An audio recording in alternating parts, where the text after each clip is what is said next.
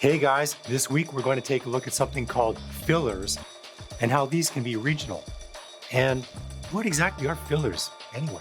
Let's find out in episode 49 of Hacking IELTS. Let's do it. If you're joining us for the first time, I'm Chris, and this is a YouTube channel and a podcast dedicated to helping new and intermediate IELTS test takers understand the exam and attain higher results. Yeah, baby. Today, we're going to get into fillers for the speaking test, as well as a couple of expressions that are regional for native English speakers. Let's do a quick recap from last week. First, we discussed how fluency is 25% of your IELTS speaking mark. Wow! Next, we took a look at Band 6 on the IELTS speaking rubric, as this band indicates where a speaker is competent and is borderline, where anything under this band suggests we need a lot more improvement for our speaking ability.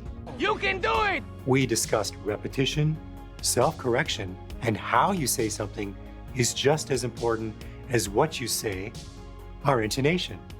We also looked at regionalism and how various expressions are common in certain countries. Do you remember the expressions and phrases that are popular with Canadians? I'm Bob McKenzie, this is my brother Doug. How's it going, eh? Oh, hey there. You having some car troubles, eh? In today's episode, we'll look at something called fillers and how these can be regional. First of all, what exactly are fillers? Well, these are words that help us to keep talking fluently. Essentially, when we're looking for the right words, but we can't seem to find them, we can use fillers.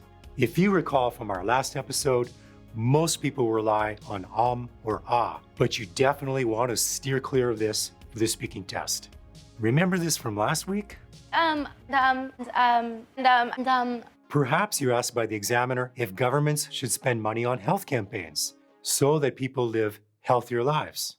Now, this is a pretty comprehensive question, and you probably need to buy yourself some time to formulate a response. Let's look at some examples you may have used or can try using in the future. Let me see. Well, okay. Basically, certainly. Do you recall in our last episode how we looked at some expressions and how they're popular in certain countries? This can also be the case with fillers. For instance, you may have heard British native speakers use the expression, well, to kick off, which just means to begin. In the same manner is the expression for starters. This is like when you order food in a restaurant. For starters, we'll have the dynamite shrimp.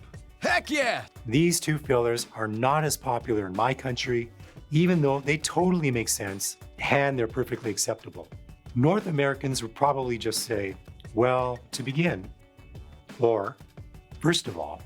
Regardless of the fillers that you use, you need to be really careful of not relying on the same fillers over and over.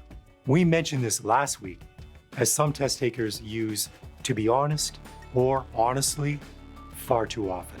Equally as bad would be to keep starting too many sentences with, in my opinion. Remember, guys, we need to mix it up, employing various expressions so that your speaking doesn't sound robotic or contrived. I've heard many test takers rely on basically, or I feel, or as far as I know. Okay, let's move on to fillers for providing more information. Like many languages, we can be formal and informal in how we speak and how we write. Keep in mind that when you are doing the writing components of IELTS, that you want to keep it on the formal side. Okay?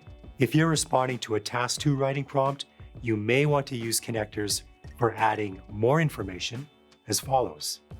In addition, furthermore, moreover, further to this. For speaking, however, you don't have to be as formal, as far as I know.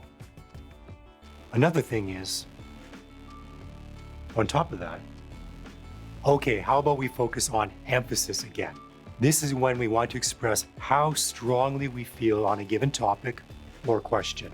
For instance, if you feel that the government's action in promoting wellness is a great initiative, you might use these following examples. Wholeheartedly. I wholeheartedly agree with the government campaigns to promote health and fitness. Without a doubt. Without a doubt, governments should raise awareness for an active lifestyle and proper nutrition. Well, what if you're on the fence and you feel that there are advantages and there are disadvantages to this initiative? Well, I somewhat agree, but while there are benefits, there may also be some drawbacks. While there are some pros, there are certainly some cons to government involvement as well. Once again, let's look at intonation. Do you remember intonation? This is the rising and falling tone when we speak. Well, I somewhat agree, but while there are benefits, there may also be some drawbacks. While there are some pros, there are certainly some cons to the government involvement as well. Okay, what if you completely disagree with the government involvement and feel that people should be able to make their own decisions? Absolutely not. The government should not infringe on our freedom to make personal choices on what we choose to eat or drink. I'm completely opposed to any government action that infringes on our health and lifestyle choices. How about giving examples?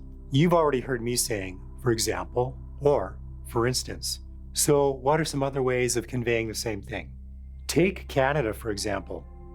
This is a country that allows its citizens the right to purchase all kinds of products, whether they are healthy or not.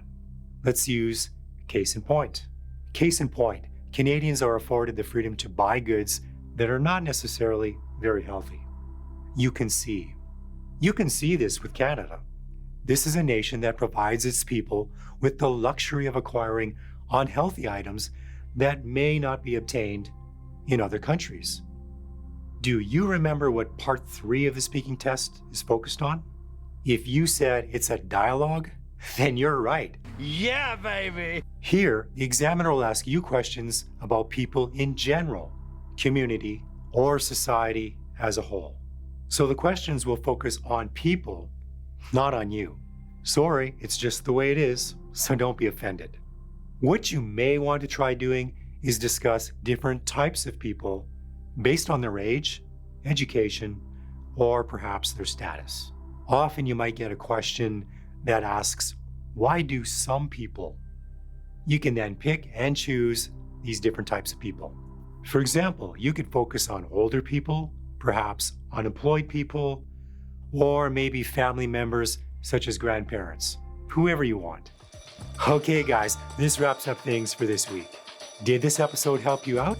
Be sure to subscribe to the podcast, and we have 2 new courses that are available at the course site, BlueBrain. Check out BlueBrain.app for our speaking and listening courses. Take care, guys, and catch you in the next one.